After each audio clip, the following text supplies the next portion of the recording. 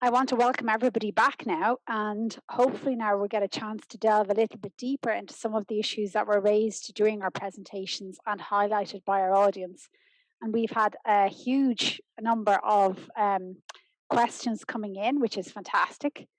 And I think at the beginning we said we were going to try and see if we could make sure that all the panelists can contribute. So I don't know whether you want me to direct the questions at anyone in particular, or I mean, I'm happy to go with that, and then maybe you guys take over. The first question that we have is how can we support a diagnosis process from a less pathologizing perspective, so not calling it a disorder or a condition?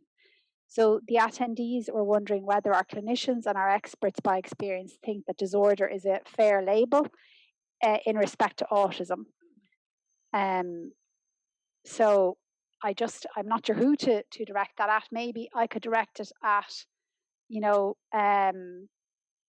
whoever wants to answer that one. I mean, I know, Elaine, you had specifically talked a little bit about that in the last bit of your talk. So if you wanted to start off, maybe.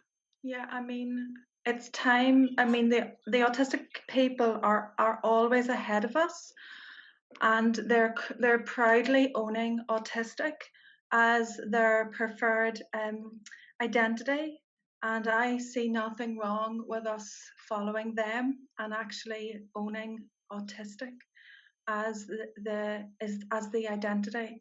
So disorder is medical model, it's pathology paradigm, and it's part of the stigma that is part of the whole problem with for autistic people living in a world where they're not the dominant neurotype yet. So I wish we could just do without disorder or condition. Just be. So I have actually started to write my diagnostic reports, and at the end of it, I will say they have the characteristics consistent with being autistic, and I feel quite fine with that. I'm going to completely and utterly agree with Elaine, and I actually find it very difficult to, when discussing with people, I totally agree. I hate the word disorder. I try my absolute utmost not to use it when I'm, meeting with people or discussing. Unfortunately, in terms of support, say for children, maybe getting supports through school as in the official term, and I've had my reports come back a couple of times from, say, CNOs or anything, saying, can you please write it the official way? So unfortunately it does have to go into some reports, according to the DSM official term, and for that reason it does go into my reports. But I would agree with Elaine, if I had the choice, I would be saying autistic and I wouldn't be using it. And hopefully down the line, we will be able to move to a position where it's not required. And Una, I saw you did you have something to say there as well? I do, because you've got to acknowledge both sides, that there is strength in it, and it's great to hear that assessments are much more strength-based. But you've also got to acknowledge that as far as the rest of the 99% or 98% of people are concerned, they've got a problem with you. And a very interesting comment by a parent who's also a professional was, I thought, very good, parent of an autistic child too, who said, it's not all unicorns and rainbows. It's not all magic and sparklies and good stuff. There's stuff that's very challenging. And if you have a kid that's quite strong-willed and obstinate and really intent on doing the whole thing, there's a point where you've got to say, that's all fine and dandy, but the other 90% or 98% are going to have a problem with you. So you've got to acknowledge both the light and the shadow. They're both together and part of the condition. The shadows are part of the reason this was ignored for so long. Now they're focusing on the light, which is better, okay, because you can make more of the good stuff. But you've got to acknowledge them both. I personally think it should be autistic spectrum conditions. I'd be with them on that. But of course, all, DSM-5 and all the rest of it listed under paragraph 299 of DSM-V ASD. So bang, there it is. So I can say, look at the manual, I fulfill the criteria, and I know that. And these are seen, I know that these are seen as a problem by society. I acknowledge their problem, okay, just as they're acknowledging mine. But also I have my strengths acknowledged now, just as we're all expected to, go along with the rest of neurotypical society. So, it's a kind of getting that balance right is really important. But you've got to show both sides of it. You've got to acknowledge both sides of it. That's so I'm quite intent on that. But that large round parent, it's not all unicorns and rainbows. It really isn't. There are real challenges, especially over a lifetime. You get to have your nose rubbed in them all the time. I was in boarding school for 6 years. Some people thought it was lovely. I was told it was a privilege all the time, so I shut up and behaved myself, quote unquote, and went and hid. Because to me, 24/7 social interaction was hell, absolute hell. So, but my sisters went to the same school and they absolutely loved it. No problem. Good for them. Nothing wrong with the school. It's just I was a misfit in that environment, and therefore, defined as a problem rather than somebody who can be accommodated. And I was eventually, the last 2 years, they gave up and accommodated me, and that was brilliant. It was fine. But, there are problems. But I do wish it was listed under autism spectrum conditions. But as far as the rest of the society is concerned, they are disorders, they are shortcomings, they are deficits, So that's my tuppence worth, Changing a bit, yeah, but I understand. And I don't know if anybody else wanted to say any more comments on that. Louise, did you want to say anything, or?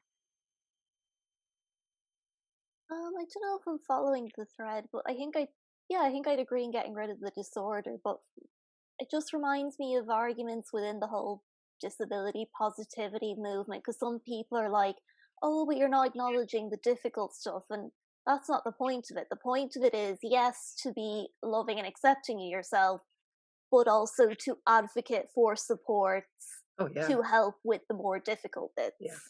So. Yeah, exactly. And I know in some countries you won't get your health insurance if it's not named as a kind of a disorder, even if the person doesn't want to be labeled as a disorder, you won't get any supports if you need the support. So there's all those things in America and stuff like that. So we might move on to the next question. So the next question says, how do you differentiate or distinguish when masking or mimicking is working so well that it might not be obvious in observations? Is there any tools or rating scales that are helpful in this situation? For example, someone who masks very well at school or work but is very different at home.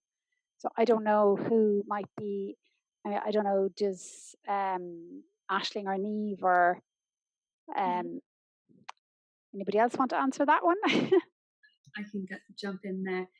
So there is a questionnaire, the Camouflaging Autistic Traits questionnaire, and that can be really helpful it's a self-report questionnaire. That can be helpful for seeing if there is camouflaging going on there.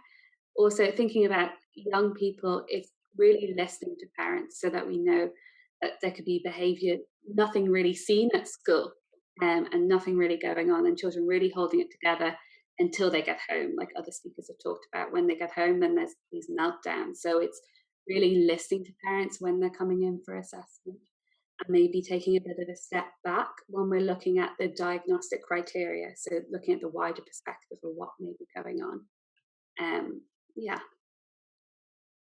Thank you. That's really helpful. This is a question I wondered if Jodie, you might consider answering this one. It's saying, could I ask a panelist to share a gold nugget piece of advice, if they could, which they would really want clinicians to know? What would be your biggest piece of advice to new clinicians with limited knowledge of autism? Okay, I saw this one coming in and I wrote down 3 points. So that was thank you for asking me, Maria. So I'm not going to give one golden nugget. I'll give a gold, a silver, and a bronze. So I think my gold is don't make assumptions based on what you have learned and what you have read about any other human being. So when a person walks into a room, they're a human being.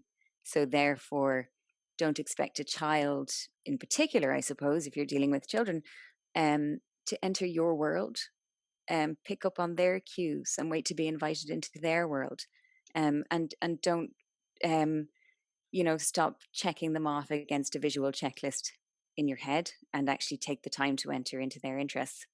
And I suppose most importantly, seek out autistic people. If you don't know about autism, and if you don't know about autistic people and you're going to be working in that area, then you need to find the information, and the experts are the people who are autistic. Seek autistic people out, seek out their literature. There's plenty of it. And I suppose that would be my chief recommendation. Thank you, Jodie. Does anybody else want to add to that? You're happy with that? That was really helpful. Thank you.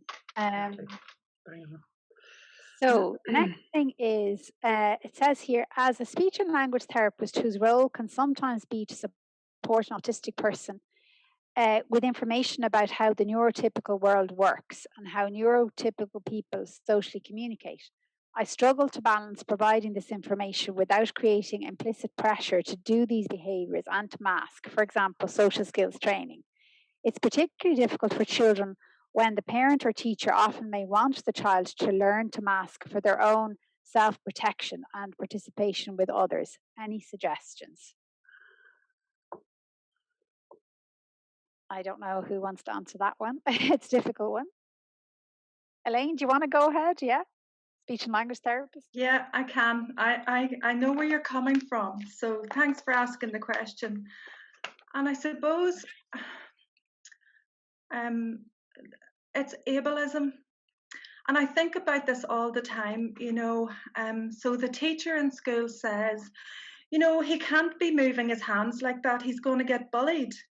So we need to actually force him to dismiss his need to sensory regulate his own authentic body language so that other people can feel comfortable being around this person. That is ableism.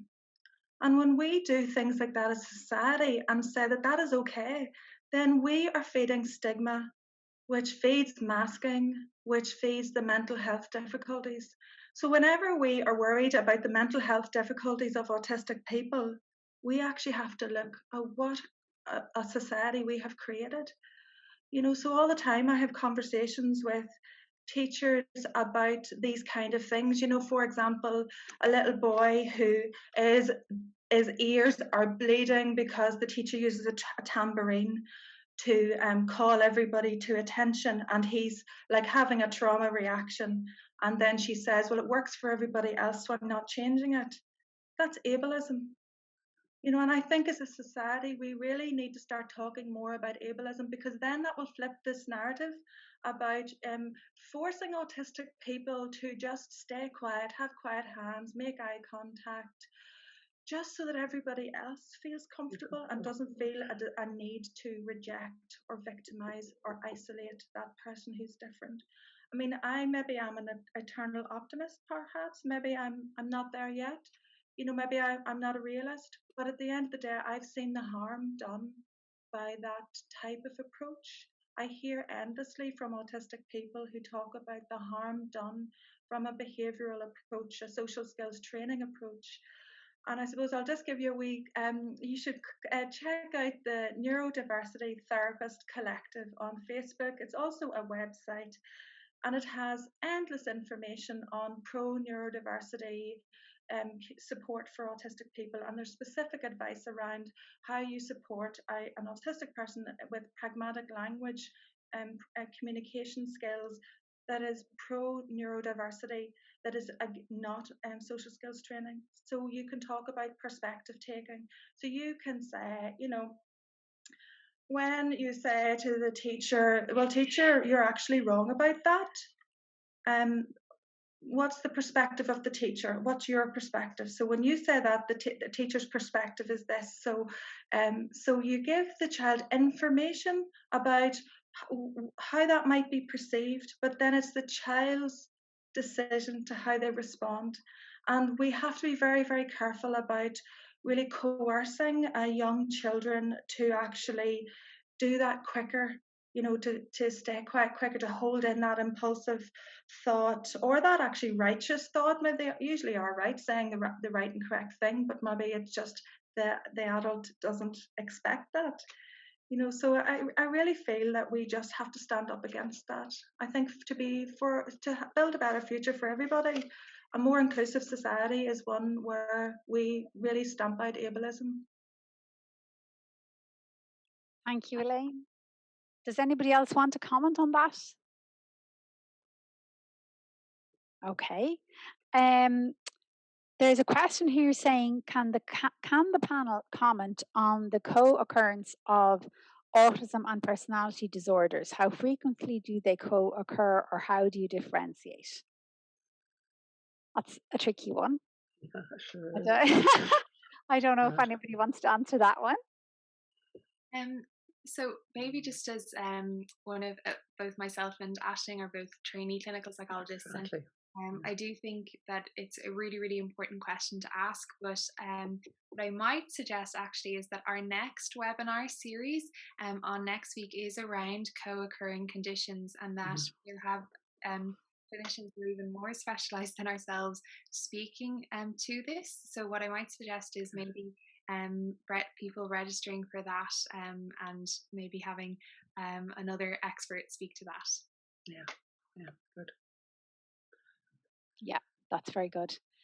A very good point. There's another question here which is saying, as diagnostic tools and criteria are based on theories like extreme male brain, or mostly kind of aimed at I suppose at men, what changes would panelists suggest that clinicians could do? I might just comment briefly on that one. There's been a lot of questions about tools and about assessment tools, and I suppose for me the key thing to remember is it's an assessment process, and the most important thing is that it's a collaborative process between the clinician and the person who's presented requesting the assessment. And a lot of the tools that I've mentioned, there's been a huge variety of them, and there's more than have even come up today, but they're to help to gather information.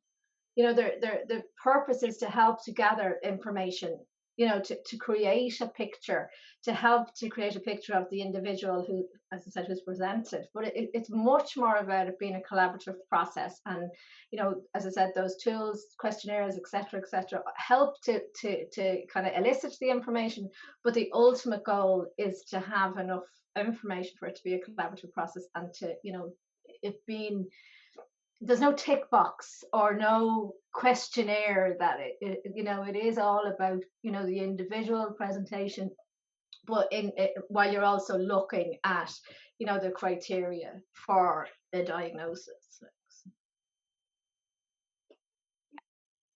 I don't know if that quite answered the question, but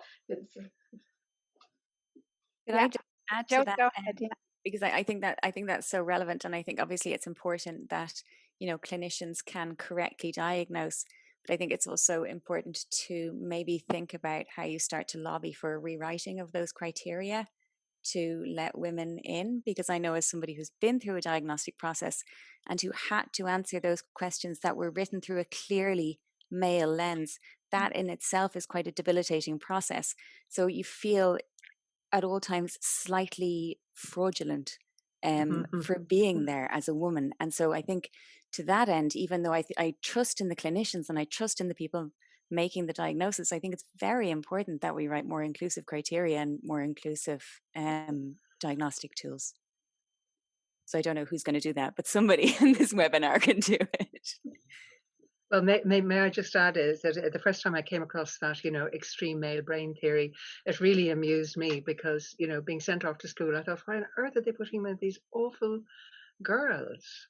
I missed my father and brothers, not so much my mother and, new sisters and grandmother. It become a nursery at home at the arrival of new children. And I just thought, oh God, I can't bear to be with all these girls all the time. Give me a break, open the window, all this natter and interaction. I couldn't bear it. So when I saw this, extreme male brain, I thought, yep, that's probably me. So it's challenging, and the whole thing of gender and where you identify. And certainly in analysis, I found it very illuminating to explore that whole spectrum. You know, I once did a demonstration in the psychology club in London with a whole group of very different people, you know, lined up in front of it. And the person giving a presentation was very androgynous. And she said, here I am in the middle. You know, this is the whole kind of spectrum of what you've got. And I found that, yep, okay, I know where I am now. Great, lovely. So it was a demonstration of diversity. So, you know, it's just interesting, you know. I find it I just thought, oh yeah, that sounds right, you know. But obviously that was a simplistic take on it and a very amateur take on it, you know. Oh, absolutely. Yeah, it is very relevant, and I hope you're right. I hope maybe down the line in a few years we will have more appropriate, I suppose, assessments. Yeah. Did anybody else want to? Are you okay with if I move on? That we just have time for a few more questions. So one of the questions is saying, very interesting about hearing how good it is to be told you're autistic. I believe that too. How, as a psychologist, could one approach this with parents? So that's I think that would be good if we could hear from like different people, because maybe different people have different views, but. Yeah, I might speak to that first, and I'm unmuted. So I think as I think Elaine, as Jodie, Una, like I think everyone, Louise as well, have mentioned, taking I suppose this strengths based approach, and not seeing this as a negative, as a somehow it's a detrimental thing for your child to be autistic. It's not. There's so much richness, and it's who they are. It's more than just a label. It's the person. It's a part of who they are. And in some ways, by denying them that, you are denying them, maybe, as I think Elaine has pointed out, their identity. So I suppose trying to speak to parents about that, and again, this is a challenge that we do face, is because often they do come to clinical services. It's through they're seeing this as it's a CAMS or it's an adult mental health service, and it can be hard sometimes to maybe differentiate that this isn't, on the one hand, why isn't this a diagnosis? How is this an identity? And that's our challenge as clinicians. And then trying to present it in that strengths-based, the positive perspective, is something that takes time for parents as well. They, I suppose, are also going through a journey of trying to accept their young person with this new information. And I suppose what can be very helpful is having the support of other people. So that autistic community, that Jodie mentioned, and Una as well, that there's other people like you out there, and knowing that you're not alone in this, that there's this identity, that there's others, can be really helpful and supportive. So I think that's kind of one perspective. I don't know, maybe if anyone else would like to speak to that. Jo, did you want to say something there? Yeah, I can speak briefly to it, kind of having been through the diagnostic process with my son, so receiving that information about him as well as about myself before I knew it about myself, if that makes sense. And I suppose, one of the things that we did when we told our son that he was autistic was we provided really positive role models. So I think that clinicians, if they are changing their approach to neurodiversity, have a responsibility to retrain the media about that, because I think the media's approach and language around autism and neurodiversity can be so negative. So if I open the paper and see nobody wants their child to be diagnosed with autism, and my child is being diagnosed with autism, then of course I think that's a tragedy. So clinicians and the media need to work together, and autistic people need to work together to change the language that we use around difference, so that it stops being so negative. But also, I think actually that there's a lot to be said for somebody. So, we came across a series of videos called Ask an Autistic, and we came across them by accident. No clinician gave us those, but they were the most valid piece of learning that we did in the early days. So if a clinician had said to us, your child is autistic, here's an autistic person talking about all the stuff that you need to know in the next 10 weeks, it would have been a game changer.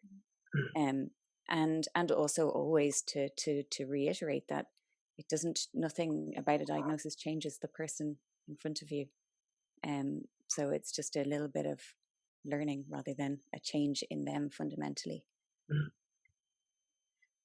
Yeah, I would agree. I would tend to direct people towards stuff that has been written by other autistic people, rather than, call it journals or, kind of clinical books, but towards articles or books or Facebook pages or, groups that are run by or written by autistic people. Thanks, Jacinta. I don't know, Louise or Aisling, do you have anything else to add there? Yeah, I guess as Jacinta's kind of touched on before, that assessment is a process and it should be collaborative. So there shouldn't be this kind of built up into this feedback appointment. There should be feedback all along. Parents and the individual themselves should be involved in this. They shouldn't be taking all these tests, storing them privately away. It should be sharing feedback as we go along. So it's building up the picture of how we may understand what's going on for the young person. Yeah. One of the queries there, which I don't know if maybe you wanted to answer there, it just says one of the attendees is saying our service does not complete a cognitive if not clinically warranted. So if a child is doing okay academically, I'm not a psychologist. Would the panel here have an opinion on that? I feel like I'm jumping in. I'm going to just answer that one quickly, because I did mention that in a sense. But one of the reasons why we do it for all children, we include it in our assessment process for all children, but it's because the profile gives valuable information. So it's not necessarily like a child could have an overall average IQ, but it's the breakdown of the profile that gives valuable information as part of the process.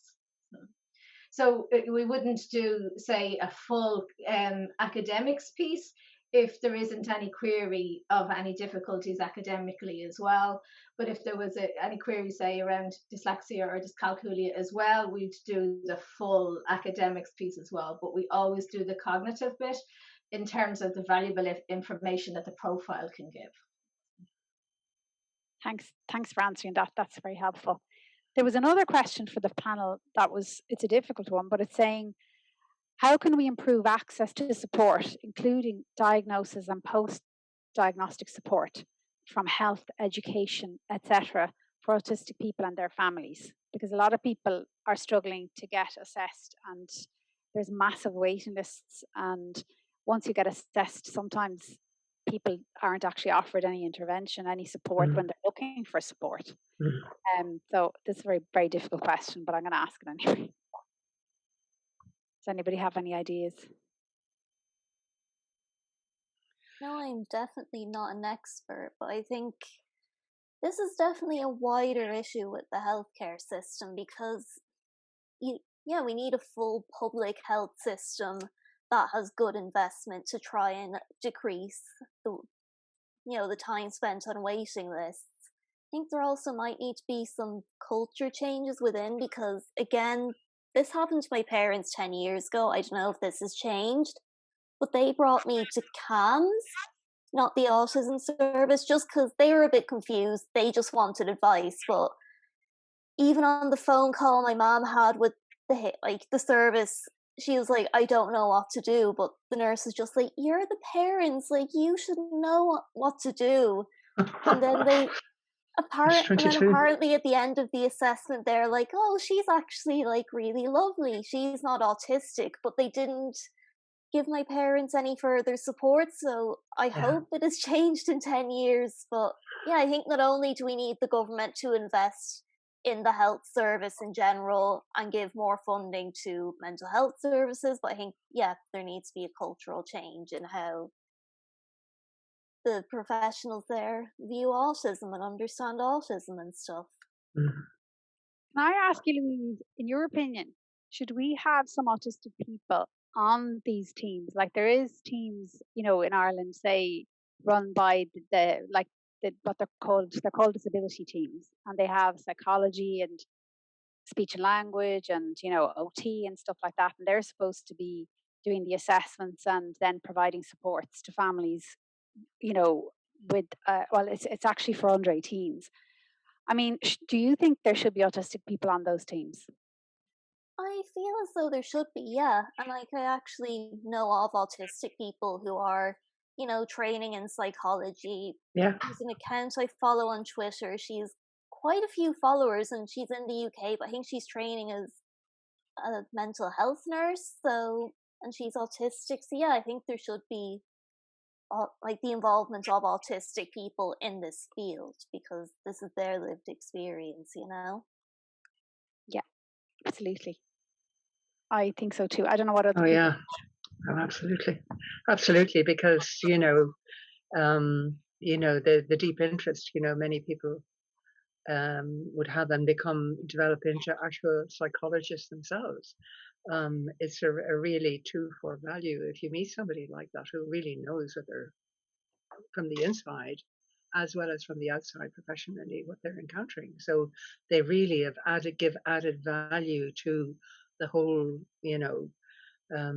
medical area, so generally speaking, I think you'd have to be lucky to encounter one because they would be so rare. But the added diagnostic value they give, if you brought somebody in a panel and said, is there a question about this person's thing, you'd be able to relate to them, in a way. I'm not sure how practically you could organize it, but there's no doubt the added value of an autistic voice there could be quite crucial because, you said there a moment about, oh, she's lovely, she couldn't possibly be autistic, and as if they expected somebody, nasty or horrible. People are fine. It's you just need an autistic voice there, and they certainly contributed hugely to any diagnostic panel, I would think. Thank you for that. Does anybody else want to say anything there about that one? No? I guess just a tiny thing, but I suppose if the Department of Health and the Department of Education were somewhat more connected and spoke to each other, then we might have a better health and education system for all children, not just for autistic children.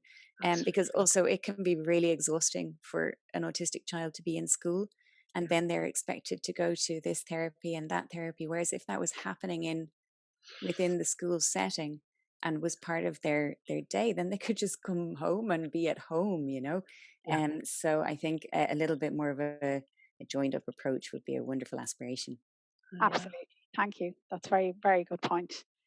There actually a few people have asked, could Louise give the title of the Pearson and Rose 2021 reference? We've been looking for it and we can't find it. It's me. It's conceptual analysis of masking. Let me just check it up here. I'll get it exactly. Thank you. That's very helpful. Yeah. Sorry, can't type that fast. Yeah. Yeah? Oh yeah, I think so. Yeah, I got it now. So there's actually a preprint available, so it's open access on a preprint, and then it's published with Autism in Adulthood, and it's it's not open access, but the preprint is available if you search for it. So a conceptual analysis of autistic masking, and then understanding the narrative of stigma and the illusion of choice. And it's Dr. Amy Pearson and Kieran Rose. It's January 2021. Oh, great. Thank you. And can I just say that we have a message here to say that it's Una's birthday today. Is that right? Oh, yes. Happy birthday. Oh, dear. Good for you. 72 today. My God, I feel like about 2 probably. What a birthday present you got today. It is. It really is. Thank you. Join us on your birthday. I know, it was a lovely coincidence. When I saw the date, I thought, I don't believe this, Thank you. Thank you. It's a great way to celebrate. Yeah. It's such good company, Thank you. That's lovely. Thank you so much. I'm afraid we're running a bit late, so I think that's probably all that we have time for this evening. But I know we're going to have 2 more online webinars, so hopefully some of the questions that we didn't get through tonight might come up again. So I just wanted to sincerely thank our wonderful panel of contributors to this evening's events, and we'll do our best to get the recording of this event online at the St. John of God Research Foundation.ie as soon as possible. And I just want to remind you about our next event in the series, which is going to take place on the 3rd of February, and it focuses on the co-occurring conditions that came up actually in some of the questions here. And I've just been reminded to say, if you do need any CPD points, you should email autism@psychologicalsociety.ie for those of you that are looking for them. But thank you so much. I really enjoyed tonight, and I hope you did too. Yes, I did. It was great. Thank you very much. Thank you. Oh, my goodness.